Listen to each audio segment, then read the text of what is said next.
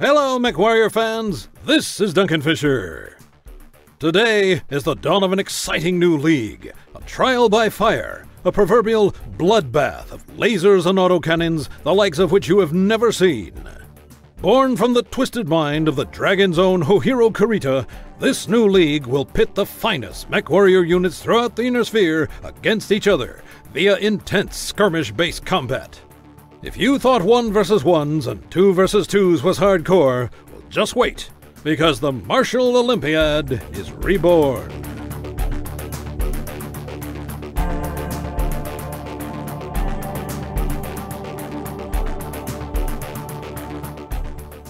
Enemy power-up detected.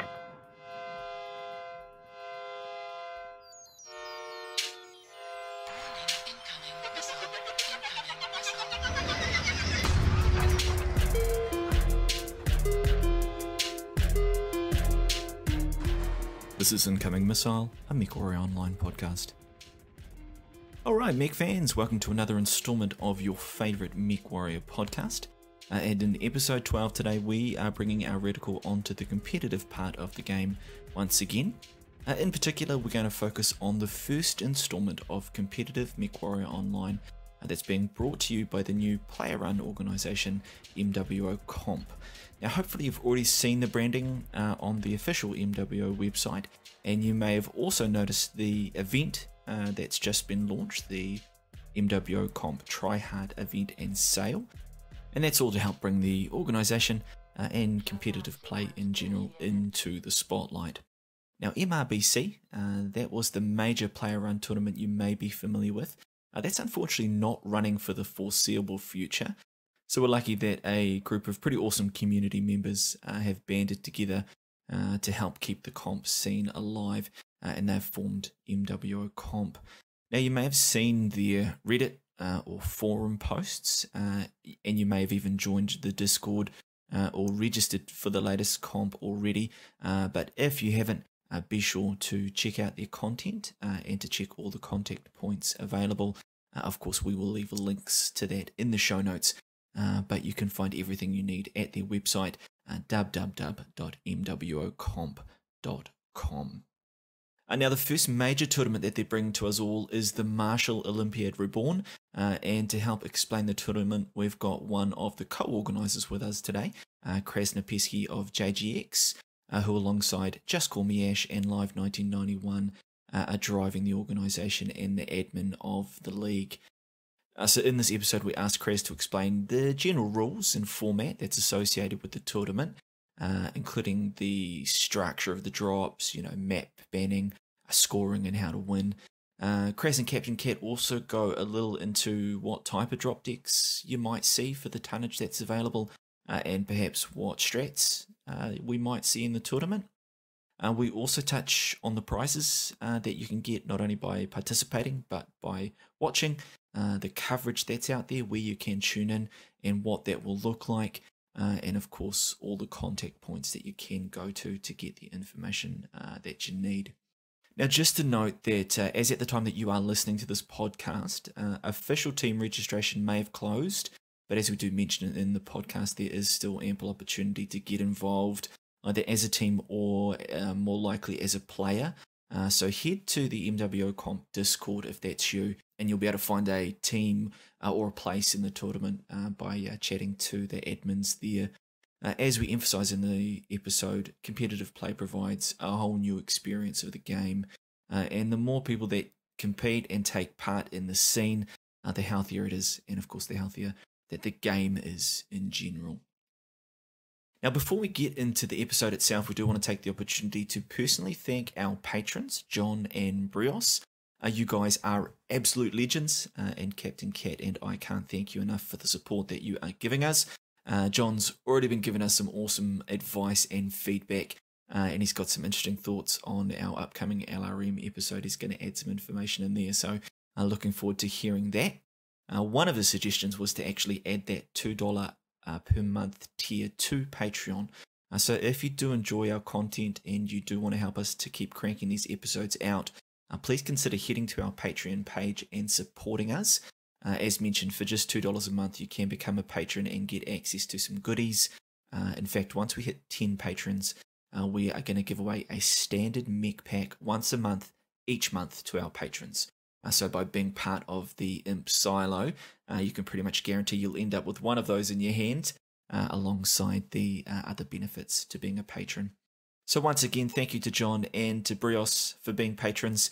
Remember, Brios is Southeast Asia's finest MWO streamer, so be sure to check him out and follow him on Twitch and on YouTube.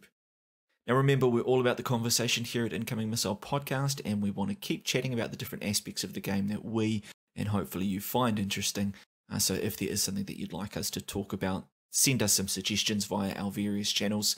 Remember to subscribe to our YouTube channel, follow us at Twitter, that's at IncomingP, or flick us an email at incomingmissilepodcast@gmail.com. Be sure, of course, to check us out via your favourite podcast platform, or as we have discussed, support us via Patreon. So once again, be sure to check out the Try Hard sale and do part with a bit of MC or C bills. There are some kick-ass mechs that are there for 50% off. You really haven't played MWO unless you've played the Sleipnir or the IV4. And yeah, even if you are a filthy cleaner, there is Hellbringers and Mad Cats there on sale. So make sure to pick up some mechs for whatever drop decks your team captain is putting together for the upcoming tournament, because Lord knows there is nothing worse than being in a lobby with a grumpy team captain who's trying to find out who owns the right mech and who's got the build that they need. So yeah, let's cut down on some of that unit member to unit member violence that happens about this time tournaments are running. So just remember, hashtag Mech Warrior Lives Matter as well. Alright, let's get into the episode.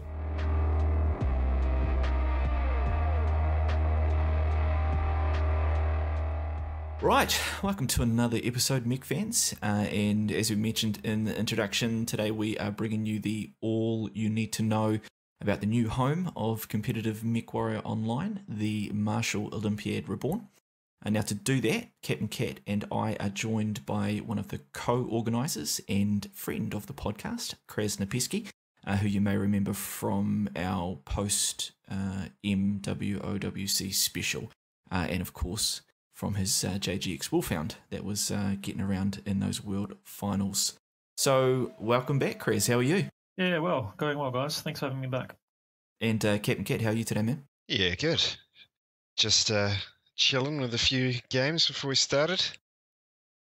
All right, so we are going to kick off and talk a little bit, firstly, about the Martial Olympiad Reborn itself. Might be a new name to everyone out there. Depends how deep you go into the lore and into the Battletech universe. But let's start, of course, Kras, if we can, about this new competitive scene. Most of us will be used to MRBC. So can you talk to us a little bit about MOR and how it came about? Yeah, sure. So MOR is just one competition, I suppose, as part of like the MWO sort of comp branding that we've made.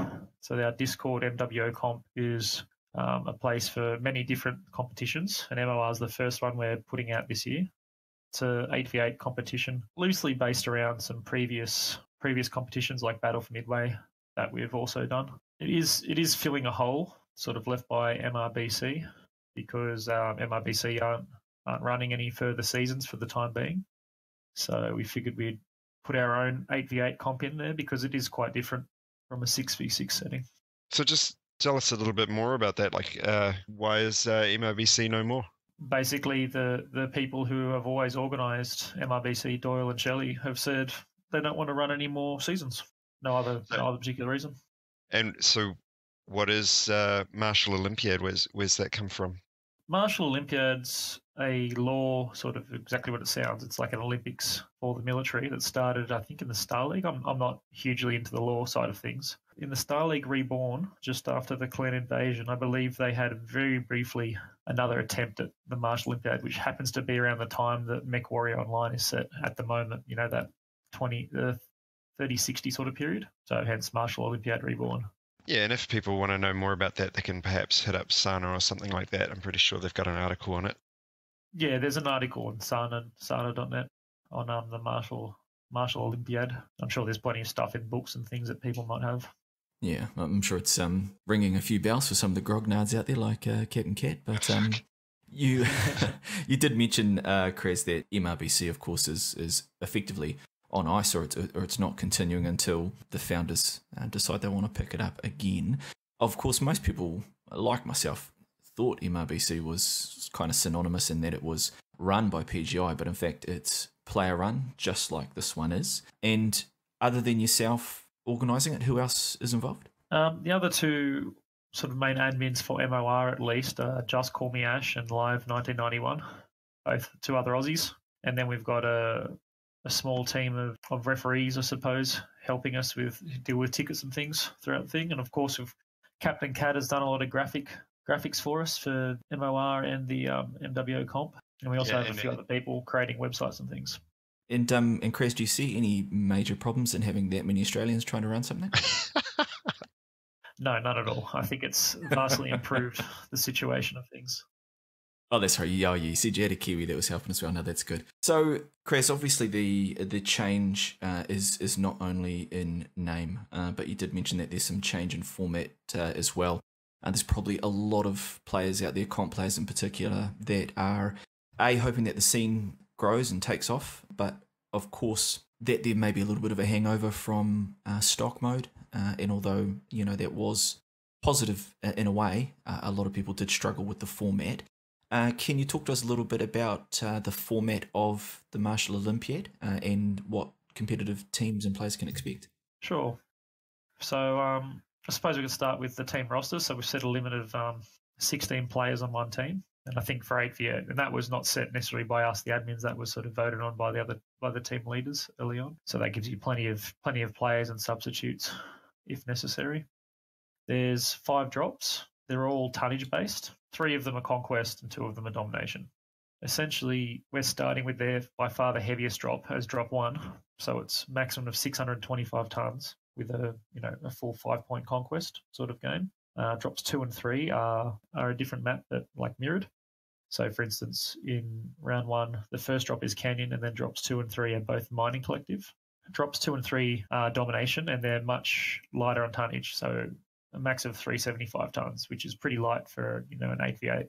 And there's no lock-on weapons in that one, so there's no possibility of just say spamming streak missiles in this lighter drop, which a few teams sort of weren't too keen on in the last battle for Midway we ran. And finally, drop 4 and 5 very much mirrors the World Championship without having the stock. So it's a max of 480 tons, the same as last year's World Championship, a max of 3 classes of each mech per drop. So for instance, you can only take 3 assaults and then 3 lights. And then we're also integrated a map banning sort of feature into that, where there's 5 maps you can ban 2 each team. So then the one remaining one is the one you play on for both drops 4 and 5. Right, so we've got 5 drops, 8v8. That first drop is the heaviest, and that's 575 to 625, and that's Conquest. We go on to drop 2. It's a lighter drop, 350 to 375, and that's Domination. Drop 3, Domination again, 350 to 375 again. Then we go back to Conquest in drop 4, and that's a max of 480 tons. For Conquest again in drop 5, and again 480 tons. You've mentioned the map banning, and I assume that consumables and all that are sweet as well, Kras? Yeah. Consumables are far too hard to sort of police, so we just have to keep them in essentially. So it's slightly different, I guess, to what people have seen thus far. But yeah, of course, if you want to check out those exact details, then we'll talk about where you can get a recap of those rules that Kras has outlined. Okay, that's useful information for people to have as well, so they can check out any rules questions that they might have there. And so the maps are going to change every week? Yes, yeah. I'm not sure exactly what we're doing at the moment with the map banning for drops 4 and 5. Whether we're going to only rotate some of the maps out, or they're going to stay in there for a while. What's going to happen? But funnily enough, now that we're talking about the maps, PGI have recently said they're going to release some of the old maps, Frozen City and Forest Colony. They're the 2. We're going to be putting some of them into the later rounds of MOR, which should be interesting because, well, a lot of people haven't ever played those maps, and even less people have ever played those maps competitively. So that should be quite interesting to throw in at the end. And I think people will really enjoy seeing some of those other maps, and particularly ones that people have, like myself, have never played. That's going to be good. Yeah. Oh, well, some of the old boys it'll be interesting, bit of nostalgia. The team captains will have to really think on their feet. People like myself will have to try and work out how to get a handle very quickly on how these maps need to be played in competitive format. Well, they are quite small because they were originally designed for 8v8, like quick play, because the game was originally 8v8, well, not 12v12 when it first came out. And Innisphere only.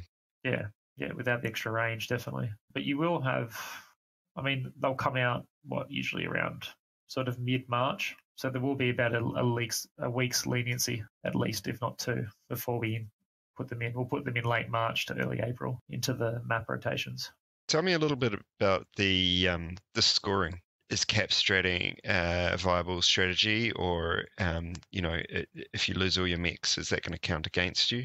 In the end, winning each game is by far the most important thing, because the current format we have for MOR is solely based on winning drops. So if you win your 3 drops, no matter which way you do it, then that's the best way for your team to move forward.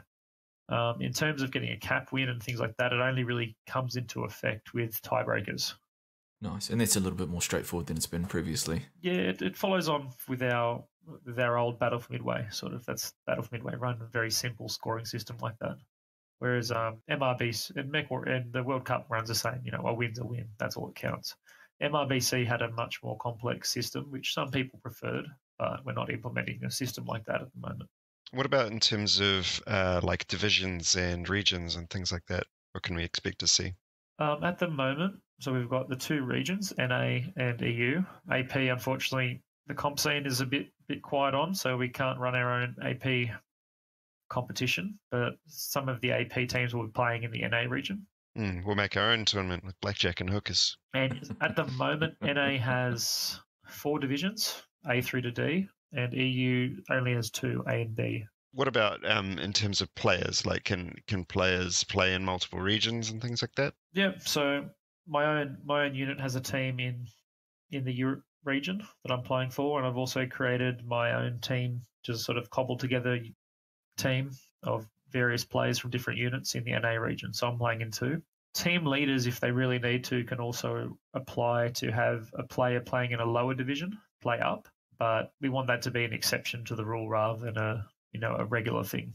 So if we could just touch on that, Kras, what would that application process look like? Just getting a hold of yourself, Ash or Live? You'd have to be a team leader on the MWO Comp Discord, which you can contact me or Live or Ash about to give you that privilege, and then you'd be putting in a ticket in that ticket system. The details of how to put a ticket and everything are in the Discord itself and in the rules.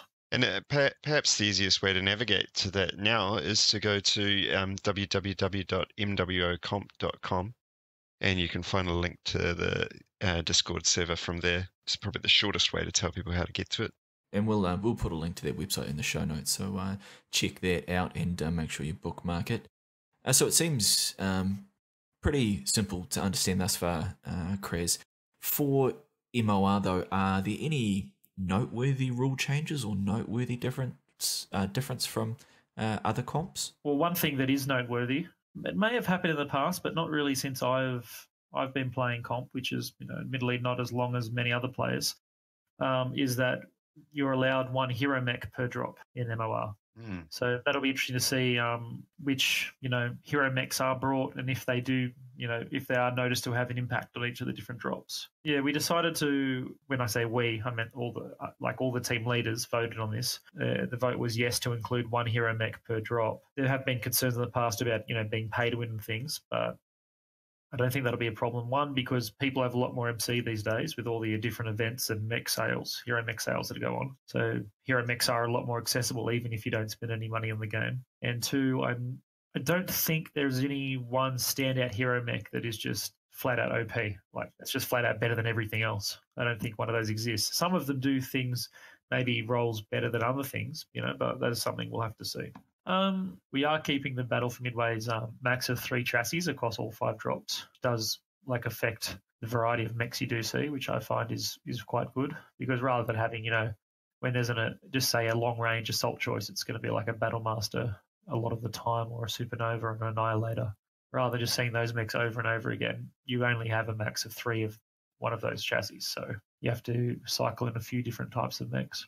And I am very interested to see how the drops, essentially the World Championship format, the drops 4 and 5 go when you take into account, like without the stock mode, Yeah, we really, I think, for quite a while, because of the stock mode introduction, we haven't had an 8v8 tournament for like at least a year. So it'd be interesting to see how that plays out with all the new mechs and patches and things they've done to the game. I was going to say, let's go a little bit deeper into that. I mean, we've got drop 1. You said it was, I think, 625 tons max. So that's the fat drop as the first drop, which is kind of turned on its head from some previous tournaments. Yeah, first week we're going to have Canyon. What kind of mechs do you reckon would you predict we'd see there? Well, I suppose it depends on what level of play you're talking about, right?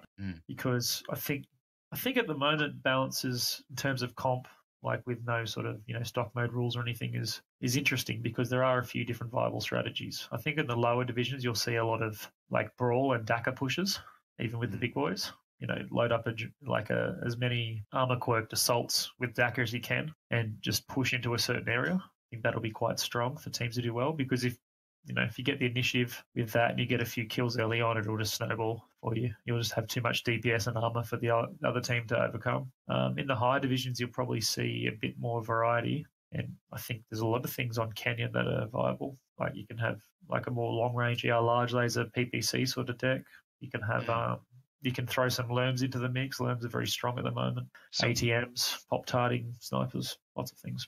What does a 625-ton drop deck look like? What does that actually mean when you start putting mechs in there? How many assaults are we talking? You can easily fit 6 assaults in there if you really want to.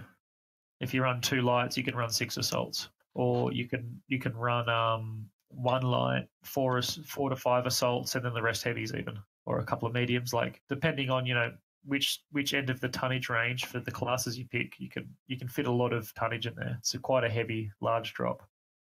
Yeah, okay. Which is another reason why on Canyon, with its sort of dynamic map face that isn't very good to get around on. I can see Lerms being strong, like even if you just bring 1 Lerm boat, for instance, because it really prevents, I suppose, people taking a dominant position when you can just Lerm them from behind cover. It's gonna suit Ash really well. And RJ, if he's listening, he'll be looking forward to Loom game in comp as well. Nice.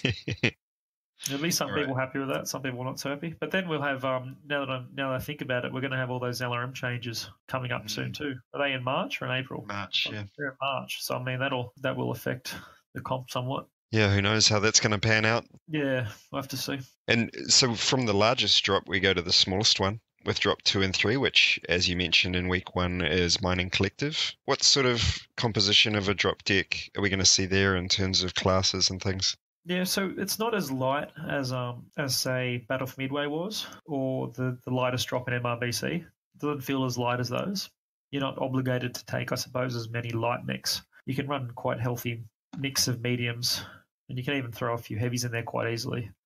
So things like linebackers and mad dogs, you can fit in there quite readily especially if you put like a few 20-tonners, like some fleas or a piranha in there. You can easily bump up some of your medium mix. Or if you wanted to, you could run like 8 medium mix basically. If you had a whole heap of assassins in there and then heavy and mediums, you could run that. Because the lightest drop in MRBC was just lights and mediums, right? So 4 lights, 4 mediums, yeah. Yeah, so pretty restricted there.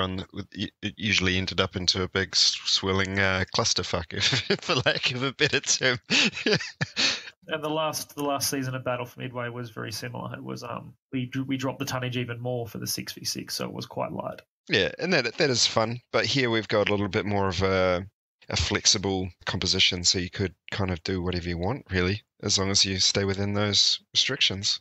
Yeah, I think for most of the time, Brawl's still going to be the strongest for drops 2 and 3, or some sort of form of that. But with the tonnage and depending on the map, you definitely can run a strategy that isn't Brawl and still be successful, I think.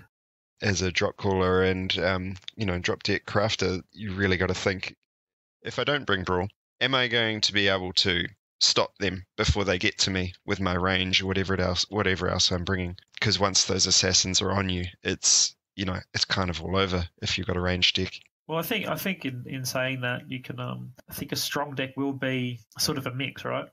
So you'll have some Overwatch mechs and some Brawl mechs.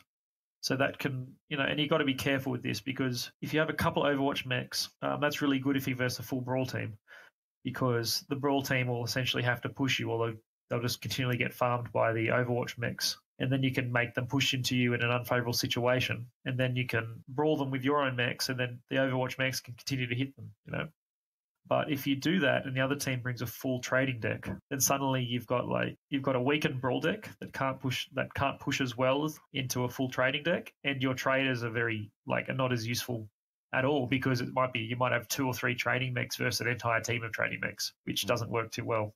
Bit of rock paper scissors going on. Yeah, I think there will be, and of course, sometimes to be honest, the decks don't matter. Sometimes you just have a bad engagement and you just get rolled. So it's it's always an interesting sort of mixed bag. So very quickly, we got the last 2 drops, drop 4 and 5. We've got a map ban system happens right before the game, and then what does that look like in terms of composition and things like that? Well, I think you'll see, funnily enough, like a similar sort of layout in terms of classes as you will in stock mode. So I think it'll be pretty strong to bring essentially you bring 2 parts to your team. So you'll have 3 assaults and probably a heavy or so, and then you'll have 3 lights and a fast moving medium or something like that. So you'll have a quick moving sort of reactive part of your team and a more stagnant trading sort of part. Or if you really wanted to, you could bring you could go more of a route like a fast assault, 3 heavies, a couple of mediums as well. But I'm not sure how popular that'll be. We'll have to see. I think in the end it'll be stronger if you just bring the 3 assaults.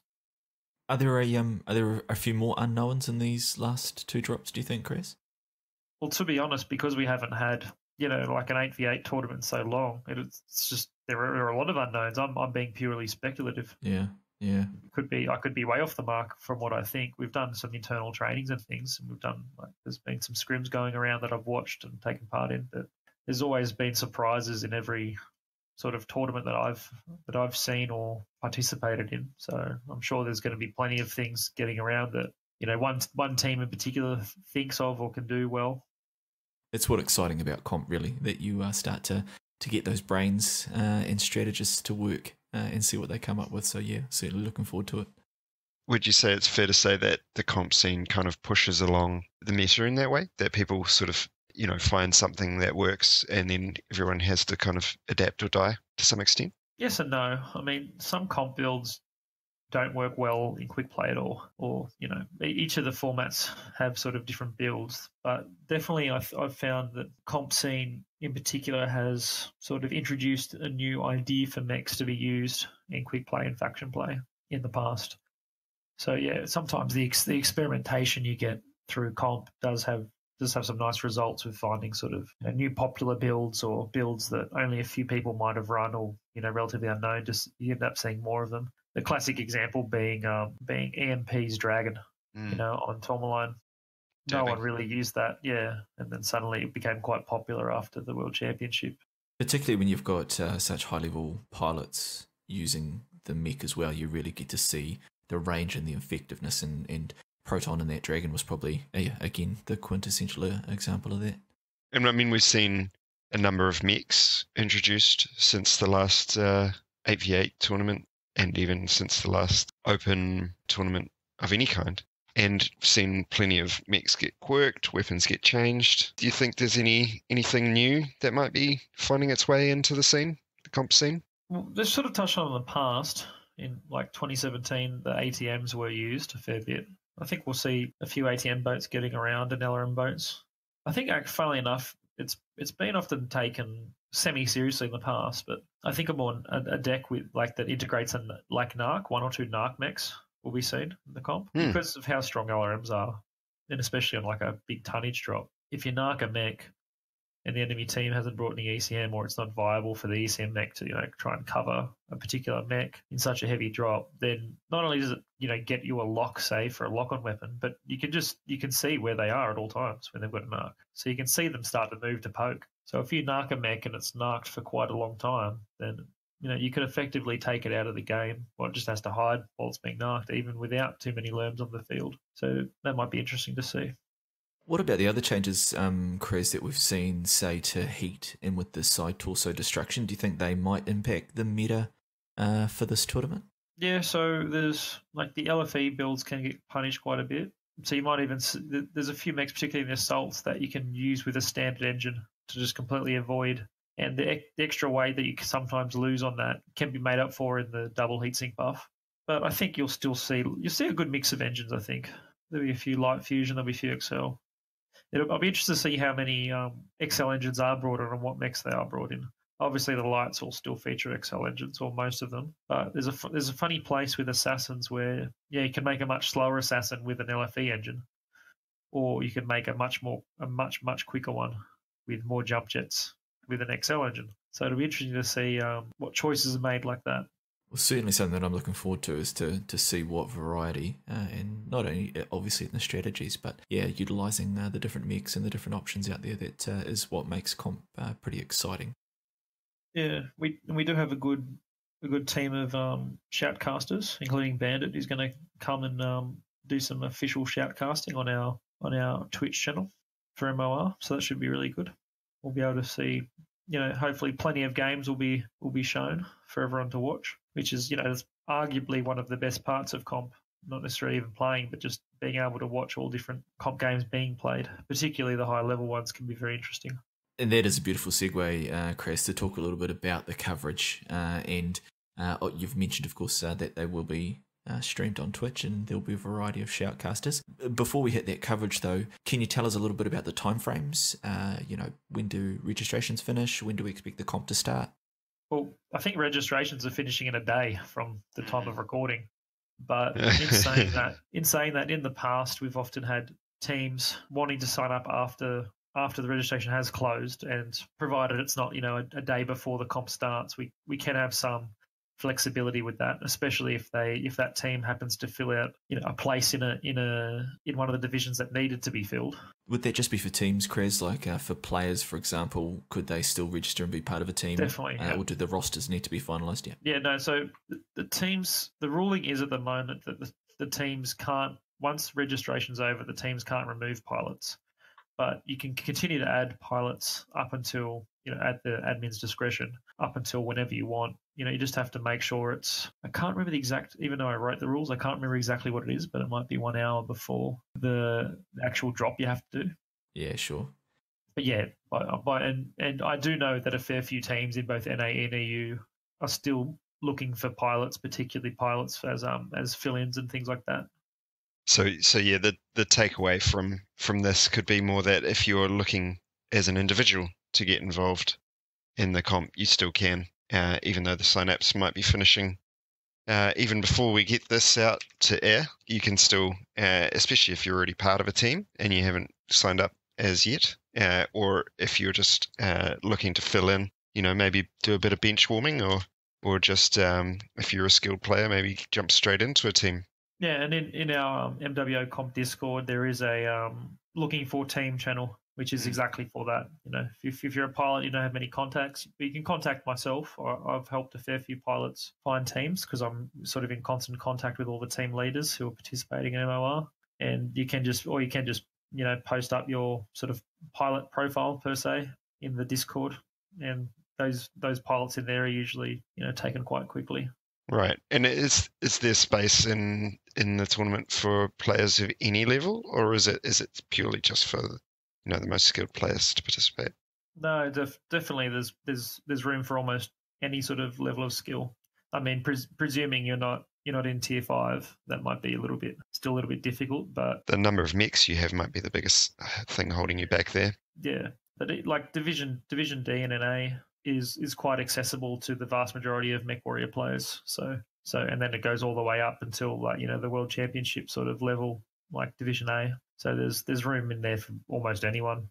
And as we've mentioned before, getting involved with comp gives you rewards from the game that you just wouldn't have had up until now. So even if your skill level is somewhere at my level, or if you're good enough to be Capn Cat's level, or if you're at that top echelon like Kras is, it's rewarding at every level. So yeah, don't let your skill or lack thereof stop you from getting involved. And I mean, it's my number one piece of advice, that if you if you feel like you're you're struggling, you've kind of plateaued, and you want to take on the next challenge, then joining a team is easily the best way that you could get that extra bump of skill, working together with other people, and obviously comp is another step again beyond that of challenging yourself to learn and get better.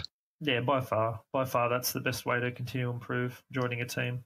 And even if you don't necessarily want to play comp, like right now, or you don't feel like you're ready to play comp, you can still join a team and help them in their trainings, because most of the teams, even at a lower level, will do like various scrims, which are a little bit more casual in nature, and they'll have room to put in subs to test them out and get them experience.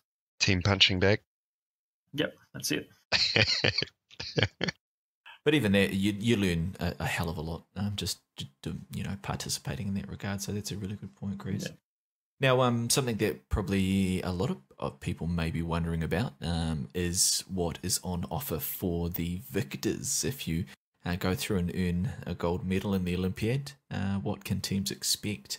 And yeah, I would assume that PGI has come on board to support it. Yeah, so we haven't quite finalised the prizes yet, but it'll be a similar format to past competitions like MRBC and Battle for Midway, where we'll have a big chunk of MC, the premium currency, to distribute to the winners and even like second and third places. And we might even have a few different extra things like GXP, GSP, and mech bays and things like that may be included as well. We're still trying to etch out exactly what we can get out of PGI. We sort of like to have like Battle for Midway, we like to have an even spread of prize money rather than giving, say, necessarily the largest prize to the top level. Like to encourage people, like we were mentioning before, of all levels to participate and give more even prizes across each of the divisions. Is there any truth to the rumour that the top performing pilot gets to go out on a date with yourself or Ash? Maybe Ash. Yeah. You might be able to go for a steak dinner with Ash. Nice, yeah. Travel to Australia and have the time of your life. Now, and obviously prizes for the competitors, and it is wonderful that PGI support it in that regard. But of course, the viewers as well. There's potentially going to be some rewards in tuning in to watching the games on the competitive channel. Yeah, we already have a number of giveaways that we'll be doing through the Twitch channel while the games are on. So they can range anywhere from MC to just in-game sort of items, and there's a few actual like game giveaways there's a few MechWarrior 5 games that we're going to give away once we reach certain like viewer counts on the Twitch channel, and I think there's a couple of mech packs as well that we'll be able to give away at certain points for the viewers. So I mean, arguably you can get better prizes actually just watching. Exactly. than participating. So you might want to tune in anyway. Or you might want to do both.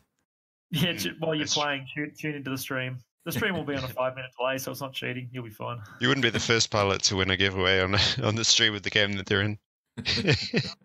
No, I think I've done that once myself. Yeah. just type something in chat like, Krasnopesky's won. I mean, it's pretty good of PGI to support the tournaments outside of there. I mean, they've got their own official MechWarrior Online World Championship and MechCon and all that.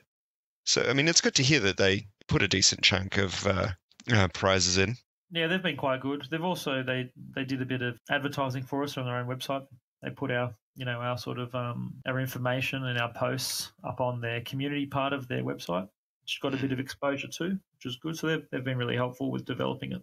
Yeah, that is fantastic. So a big thank you to PGI, and of course a big thank you to organisers like yourself, Kras Live and JustcallmeASH, for the work that goes in there. So we talked about Twitch, and of course Twitch will likely be the main form of coverage, but there are lots of places that you can go to get content on this comp and on the Martial Olympiad Reborn kicking off. You've mentioned Discord. Kras, where are some other key places that viewers and participants can go to find out more information? Yeah, so there's we've got a pinned Reddit post on Outreach HPG. We've got a post in the official forums as well with links to all the information. We've got, as Capn Cat mentioned before, we've got the website that you'll put in the link to the show. Where else? We have a YouTube channel as well, which will have like a lot of the replays for different matches when they're played put up on there. I think Live has even done things like Facebook pages and things as well. So I mean, there are a lot of platforms, a lot of the major platforms. We have a presence. We'll put all the links up on the show notes. Listeners will be able to access. I'd really encourage people to join, in particular, the MWO Comp Discord channel, because that's kind of the hub for it all, really. Yeah, that's the communication point, the main one. And you can access all the different people who are working on the comp there very easily. Names will always just be sitting there for you to be able to click on, and anyone can feel free to, ask me any questions on Discord, and, that's fine. I've got no problems in helping people or clarifying questions. And that's for people who want to participate, or just who want to spectate, or anything, and just want to talk to people who are, playing at that level of play. Whatever, there's channels there for all that sort of thing. Would it be true to say, Captain, that a lot of the team captains frequent that to get clarifications and stuff like that? Yeah, for sure. And I mean, at this stage, before the tournament's officially underway, we're being asked a bunch of questions from the organisers about how we would like to see various, sort of rules and things, taking votes and things like that on whether we have how that map ban system worked was voted on by the team captains. So to some extent, we're to blame for anything you don't like about the tournament. Yeah, well, that's one thing as organisers we've tried to really push through with this tournament. I suppose it's a bit different from previous. I mean, we've always had a feedback sort of thing, but this time we've put it out basically to direct votes to team leaders as what they want to see, and these are the different decisions they can make. So we've tried to make it more of a democracy, I suppose, of getting people what they want. And I'm really trying at the moment to structure the divisions in a way that is beneficial for everyone, especially including the lower divisions. In the past, I felt that teams have been sometimes they've been forced to play a bit higher level than they're able to, and I think that's had really just only negative impacts rather than positive impacts in the past. So I want to focus rather than trying to say make every division say with 5 teams or try and balance it like that. Like if one division happens to have 7 teams and another one only has 3 or something or 4, so be it. That's the level of the teams that where they belong. So I'm really trying to make it so everyone has a complete chance to win their sort of division, and to at least make sure that they're competitive, because it is very difficult because with roster changes and new teams and things, it can be difficult to place people, and you do make mistakes. But in the past, a few of those mistakes I think have contributed towards a declining in the number of people and teams who want to play comp. It can be quite disheartening to lose almost every drop of an entire competition. You need a lot of resilience to sort of push yourself through that. I mean, that's fantastic to hear, Kras, and I think everyone would appreciate that effort that is going there, and Capn Cat and I will certainly speak for the community where we say thank you to yourself, to Live and Ash, for that effort and thought that you are putting in. We can't emphasise enough how the role that competition plays in the overall community. And this being part of this, yes, it is about the competitive aspect, and yes, it is about being tested, but it is as much about being involved in this fantastic community that we've got. So yeah, big ups to yourself, to JustcallmeASH and to Live for running this competition and helping to contribute to the community. Oh, thanks very much. Thanks to you too, boys, for getting through your podcast and helping out where you have been. And we will say that on that note, we will be releasing weekly mini pods covering the competition. So that will be just a quick news feed where we talk about who's won, who's lost, who's performed, what we're seeing. So if you are listening to this, make sure you stay subscribed, and you'll also be able to get those audio updates alongside all of that other good content that you can tune into. And we'll be participating in the tournament as well, you and I. A lot of participation from me, not necessarily a lot of performing, but that I am proof that all levels can participate in comp, and I can say I do have a lot of fun, and certainly encourage everyone to get out there, and let's hope Clan Crossfire can represent well, Captain? Yeah, for sure. And I mean, Kozen always talks himself down, but he is a perfect example of what it takes to be a good team member, and that is, he goes out there and he does the job that I've given to the best of his ability. And he's the sacrificial lamb, so to speak, to the slaughter. No, he really represents himself well. Comp is all about having roles. So yeah, that's to talk about Captain's point a little bit further and to move on from it hopefully. But yeah, you know, everyone has a place in Comp. So, you know, all you've got to do is be able to listen and yeah, you can have as much fun as everyone else playing. And that's what it's about, having fun. And having a good tournament structure with good divisions is going to hopefully go a long way to making sure that that's what it is for everyone. Because it you know, it's really nice when you go in and no matter the outcome of the game, you'll get a lot of GGs coming back your way and a lot of good banter after the games and things like that. So it's really a good thing to be involved in as a team captain and as a team member. It's a real positive experience for sure. And I mean, this is the first season as well. Yeah, everyone has to remember of MOR. So might not necessarily get everything right the first season, but if it goes successfully, there'll definitely be a second season. If not this year, next year, then we can change things up that we didn't think worked well, and just continue developing and make it better. Absolutely, and that requires your participation, listener. So make sure that you are getting in and getting involved. That way, you can give your feedback. You can help make it the best product that's out there, and yeah, ensure that it does have a future moving forward. So Kras, thanks for coming along today. It has been fantastic to get this breakdown. We will hopefully maybe get you again, maybe midway through Comp, and you can tell us about how some of those things are going. And yeah, as we said, we will give you regular updates via the podcast to keep you up to date to how everyone is performing. Before we close off, guys, was there anything else that you wanted to finish up with? No, I think we did a pretty good job of covering it all. Thanks for having me again, guys. It was good. Yeah. Yeah, thanks, Kras, for coming on. It's always a pleasure to have you. And I'd wish every team who's participating the best of luck, and may the side torso destructions be ever in your favor. Awesome. Hey, thanks for listening, guys. Remember to check out all those links that we will drop in the show notes, and that'll connect you with everything that you will need in regards to Comp and getting involved. Right, that's it from me, GG. We'll see you on the battlefield. 07 Mech Warriors.